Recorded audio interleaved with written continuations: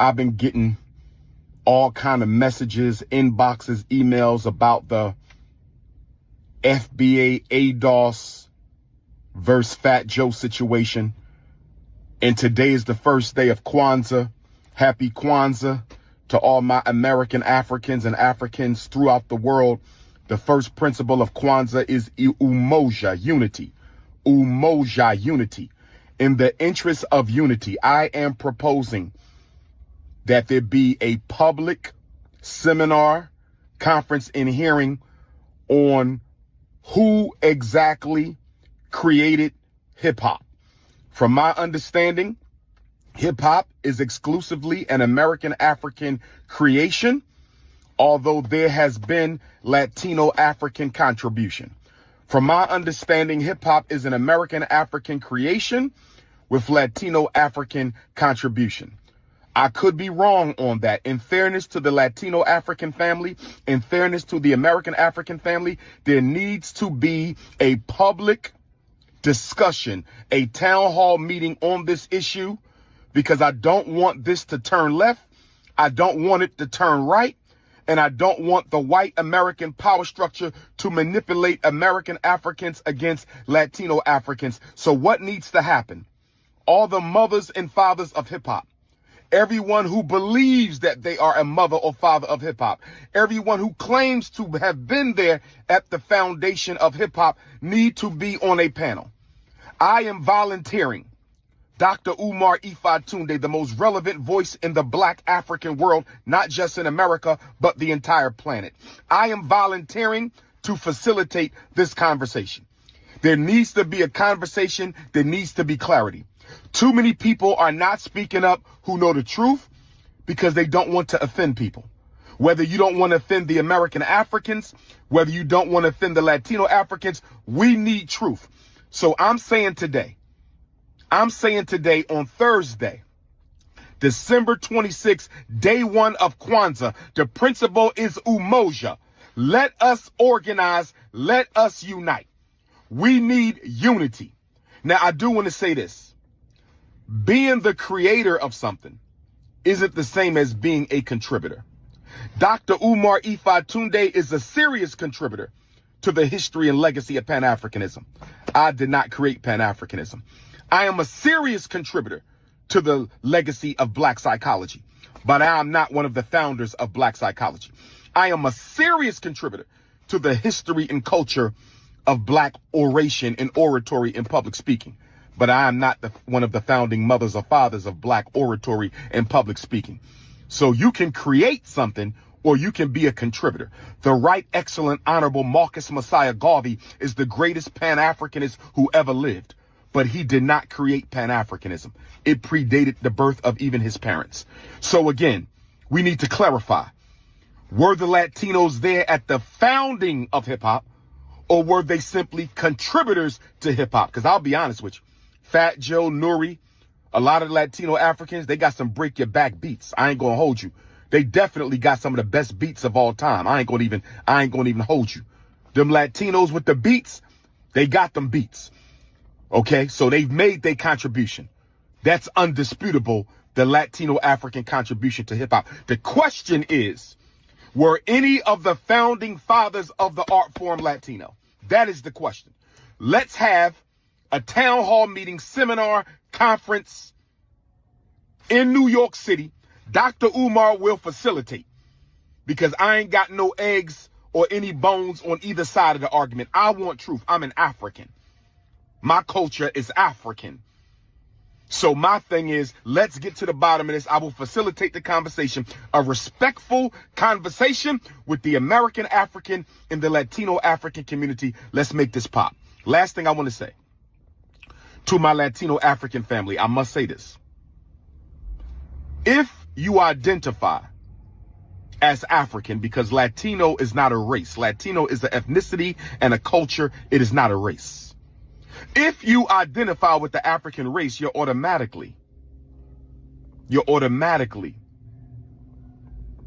within the founding of hip hop, because you do not disassociate yourself from the African race. The big reason why this is even an argument, respectfully, to my Latino African family, is many of you do not accept your membership in the African race. You have an issue being considered a member of an African race. If you did not have that issue with identifying with your race, this would not even be a debate, because you would be African and there would be no were the Latinos there, because the Latinos are a branch of the African family. So if you identified as African, this is a non-argument.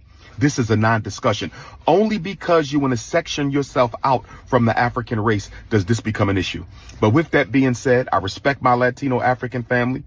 Whether you identify as African or not, I respect my American African family, obviously.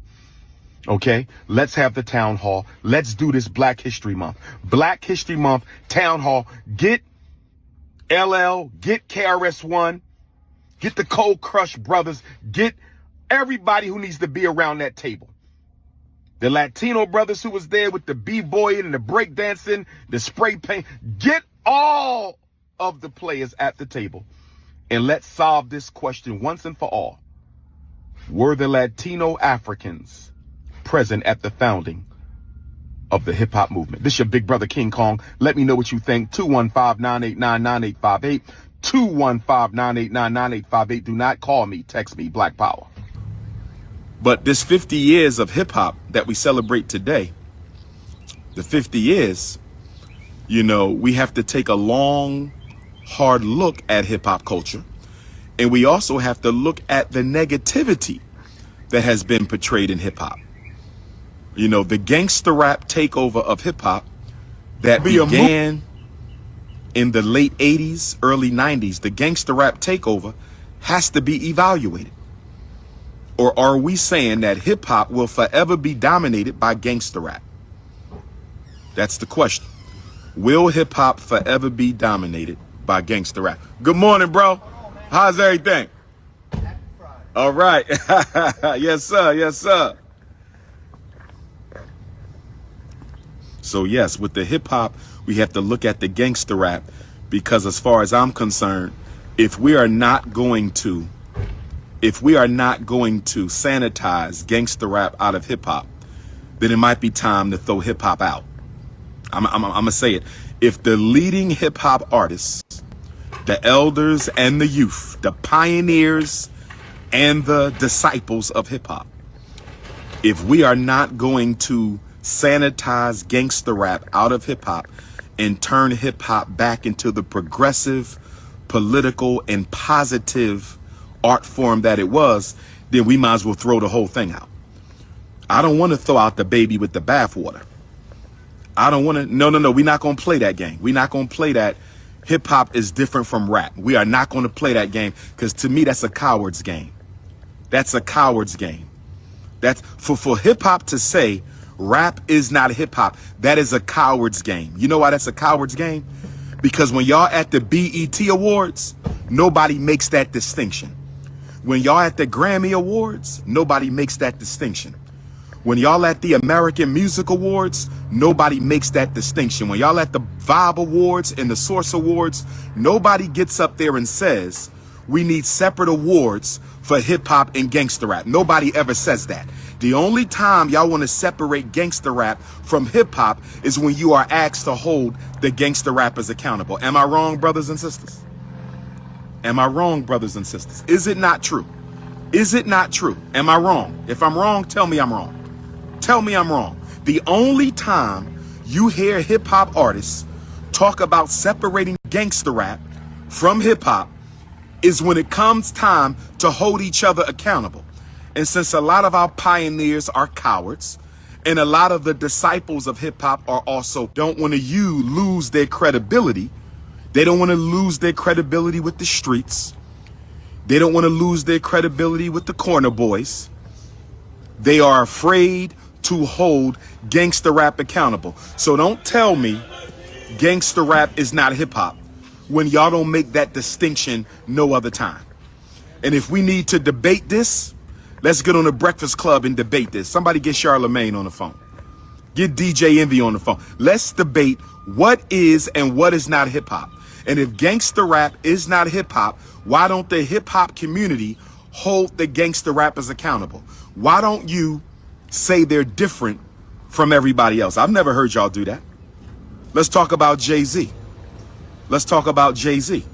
Now, I would say the first half of his career, Jay-Z's content was gangster rap. Am I wrong? The first half of his career, Jay-Z's content was gangster rap, right? Would you separate Jay-Z from hip hop? Would you separate Sean Carter from hip hop?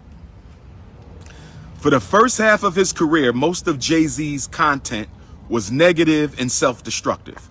Would you separate Sean Carter from hip hop? No, you would not. No, you would not. You would not separate Sean Carter from hip hop. Would you separate Wu-Tang from hip hop?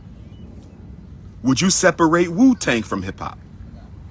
Even though I think Wu-Tang had a lot more conscious content than a lot of the other artists. Of course y'all wouldn't separate it from hip hop. So if you're not going to separate Wu-Tang from hip hop, you're not going to separate Jay-Z from hip hop, who's another? Would you separate Kool G Rap from hip hop? No, you would not. You would not separate Kool G Rap from hip hop. Exactly. Exactly, because some of the greatest lyricists were gangster rappers. So since you're not going to separate gangster rap from hip hop, that means gangster rap is a part of hip hop. And those who have a problem with it and recognize gangster rap is not productive for the community, y'all need to go ahead and hold a convention in honor of the 50 years of hip hop. And it's time to sanitize hip hop. It's time to sanitize gangster rap out of hip hop. Who's some more gangster rappers who are some of the top artists of all time? Who are some more gangster rappers who are the top artists of all time?